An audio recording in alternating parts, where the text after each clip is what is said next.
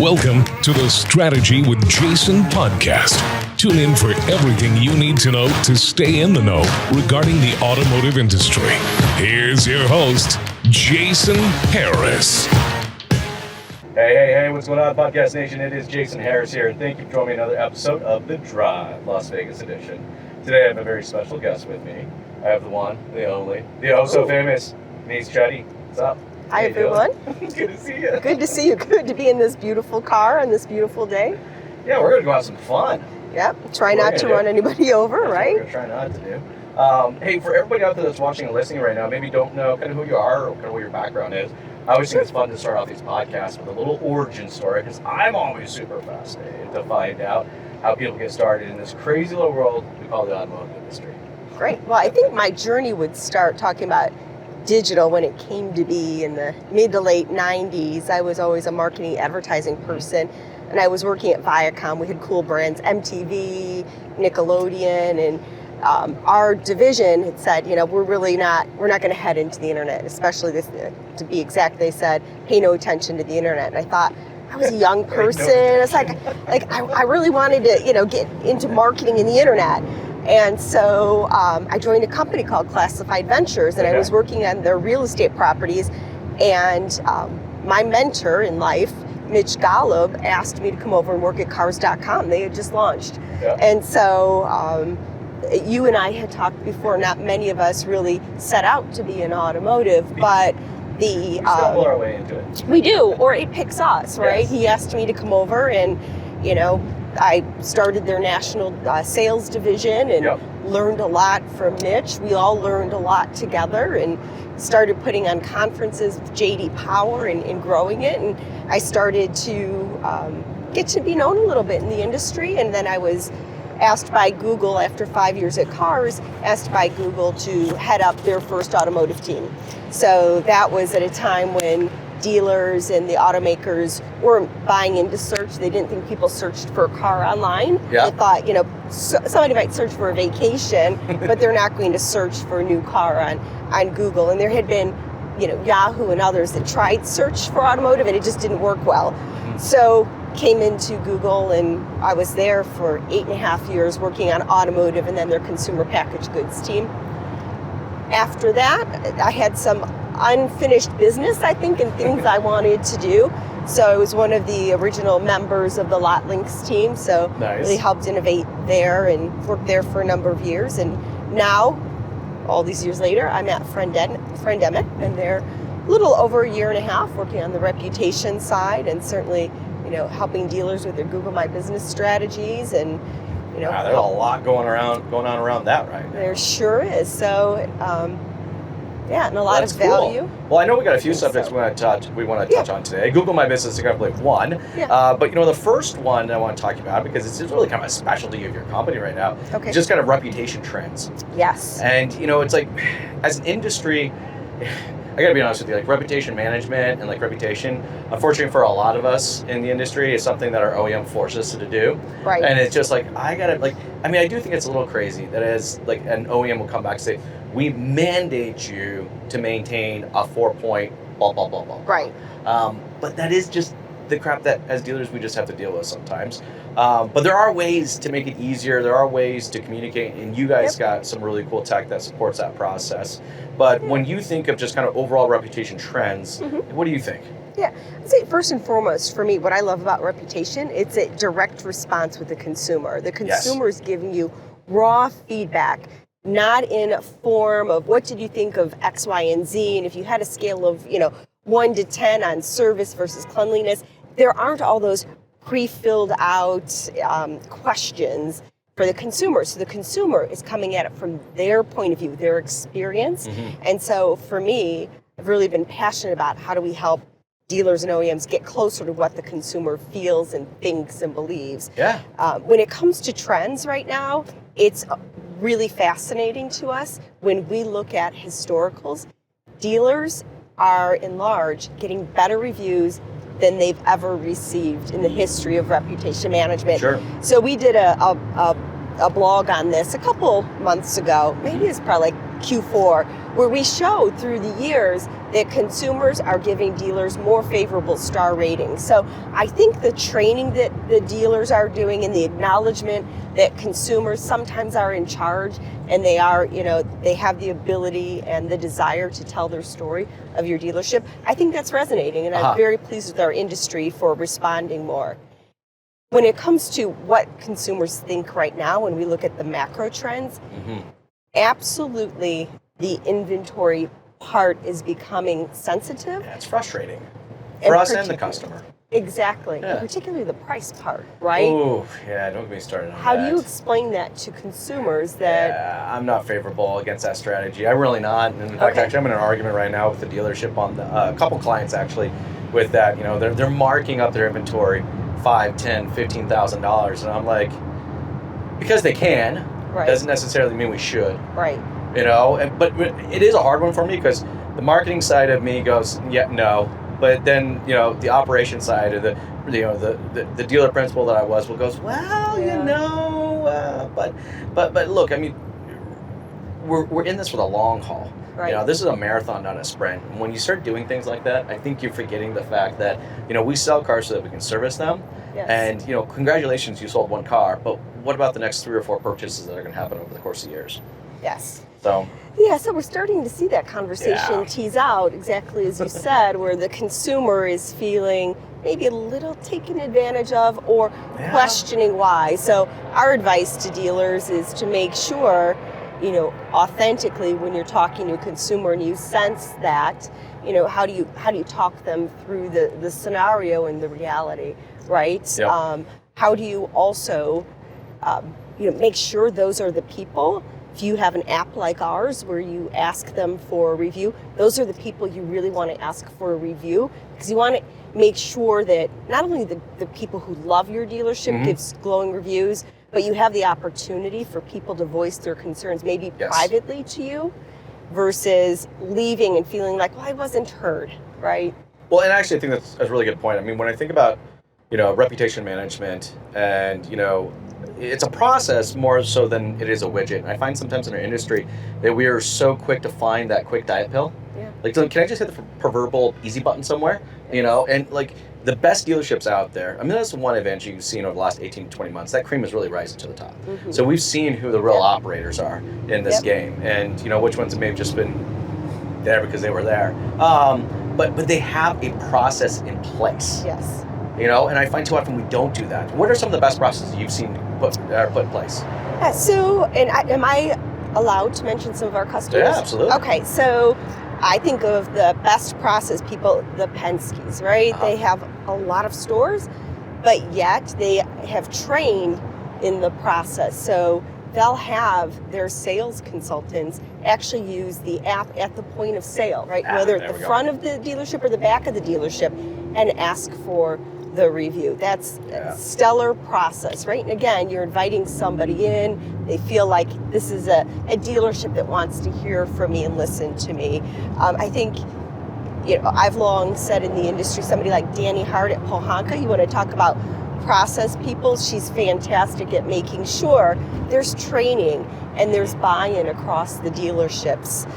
So again, it's the front of the dealership, back of the dealership, letting them know they have the tools, certainly spiffing them, incenting them.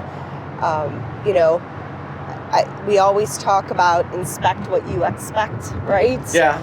And, this falls into that same category, that if you expect to get stellar ratings and you want your best customers to advocate for you, well, you need to get the people who work with them involved in the review process. I've actually kind of always thought it was funny that we had to spiff our staff on this.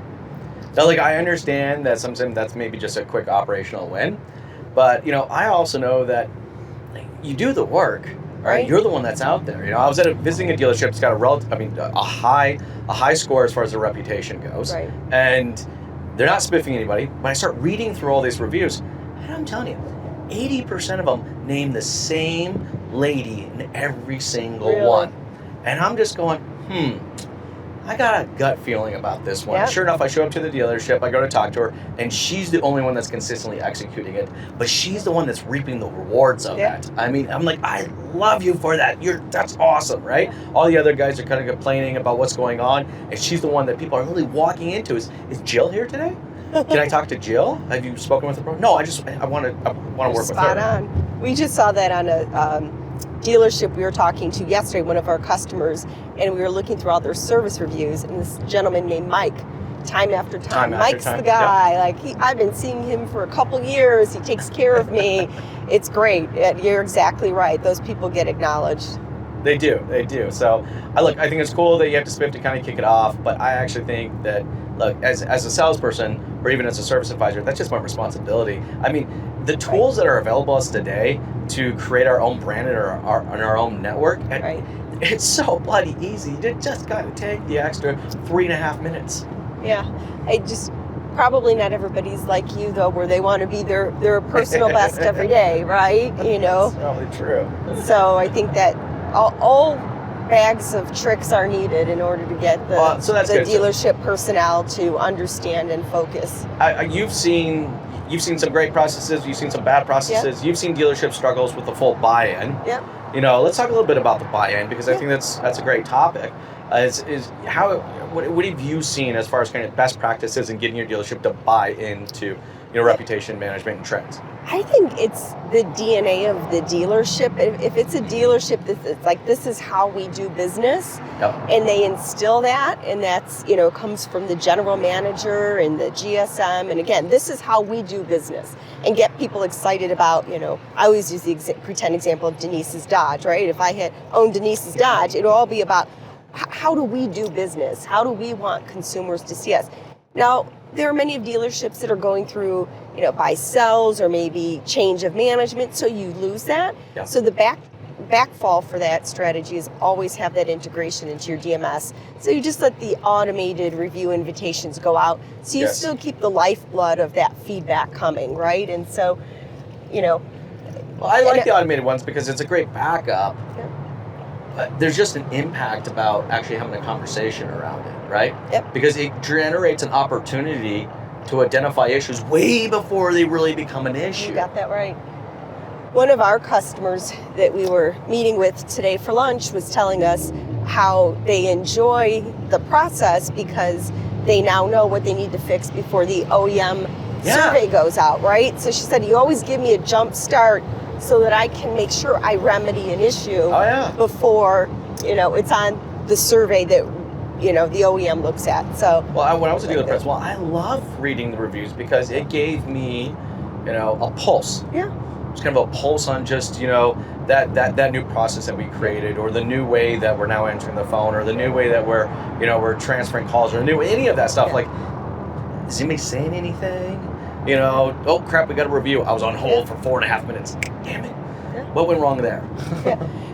It's interesting you had asked also about trends in the OEM and the OEM mandates. We have a couple of our large OEM enterprise customers that now use review data in the dealership review process. So when they go through NPS and their survey responses, they now pull in our data to have a holistic conversation.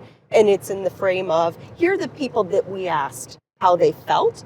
Here are the people that maybe you asked at the dealership or went on and decided on their own accord to leave a review on a Google or Cars or Dealer Rater or Car Gurus, right? And so we're now getting that broader picture of, questions we asked and people we asked, and then everybody else. And typically, the people who respond to the OEM reviews, it's a smaller pool than the everybody else, right? Oh, for sure. You get cast a much wider net about understanding the issues or the opportunities or the things you should really lean into and leverage as a brand.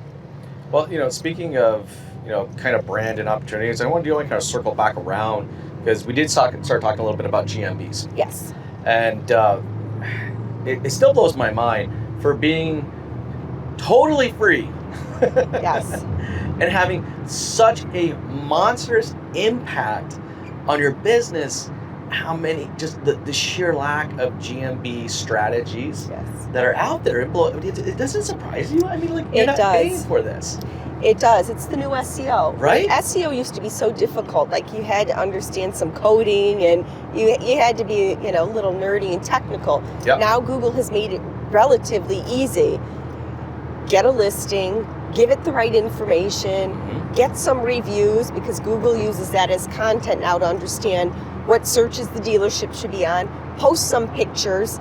Make sure you have a separate Google My Business for your main listing, mostly sales, and you have a service and potentially a parts and or collision if those are important businesses to you.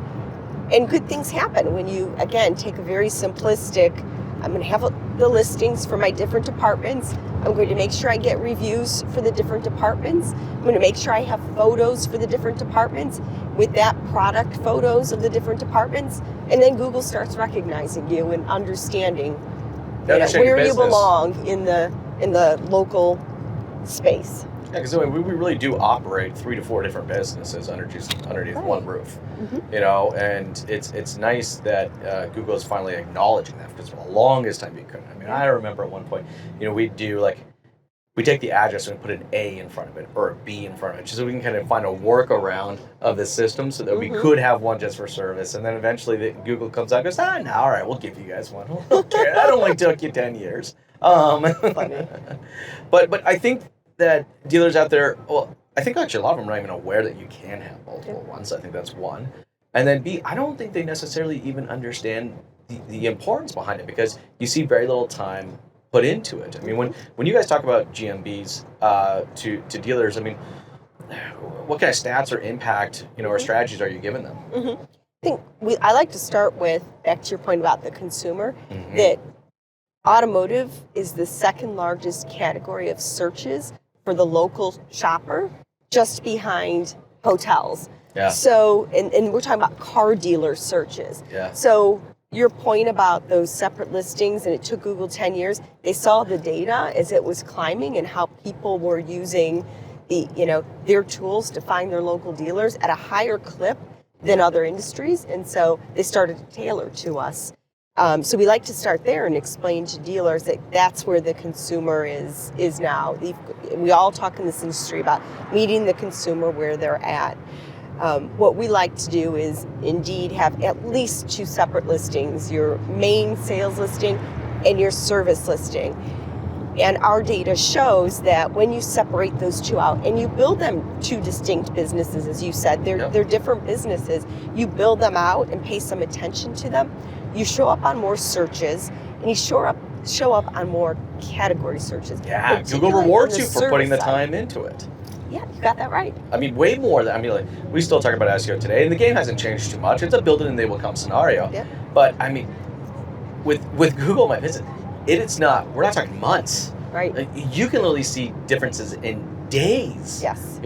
From posting on a regular basis and how well you're going to rank. You've got that right. We actually had a couple case studies we were featuring here today where we showed back in April, we weren't working with this customer. They signed up. Yeah. Signed on. Look at May, June, July. They got, a few dozen reviews. We put up to 100 pictures. They put up specific products for service. And lo and behold, people are reviewing them and rating them for their oil change, their tires. Google's picking that up as snippets and content. They're featuring it on their Google My Business. They're presenting them when somebody searches in that market for a Kia oil change. Whereas before, you couldn't be found because you weren't telling Google. And again, first time in the history of local search for automotive, we can tell Google in plain language, I do oil changes, I have transmission repair service, right? We just tell Google without a lot of coding, and good things happen. It does, for sure. Now, as far as, let's talk a little bit about parts. Yes. Because I gotta be honest with you, I'm a huge fan of the parts department, and I'll buckle into parts and accessories. I mean, when I was a dealer, there were a lot of times I made more money on the sales of parts and accessories than I did on the actual vehicle itself. And there are just so many opportunities, specifically with GMPs and organic space, that we just scratched the surface on. I know you guys have talked about some of this in the past. Yes. what are some of your guys' approach or strategies when it comes to the parts side of the business? Yes. So if you have a strong parts department and you want to break it out, we would absolutely say that's a great strategy if that's a good, money maker for you. What we see is when you break it out and you do the same disciplined practice of I have photos of parts, right? You're not reusing the assets you have for your other listings. It's fresh, all about parts. You have photos of your parts. You have a product carousel that show your most popular parts.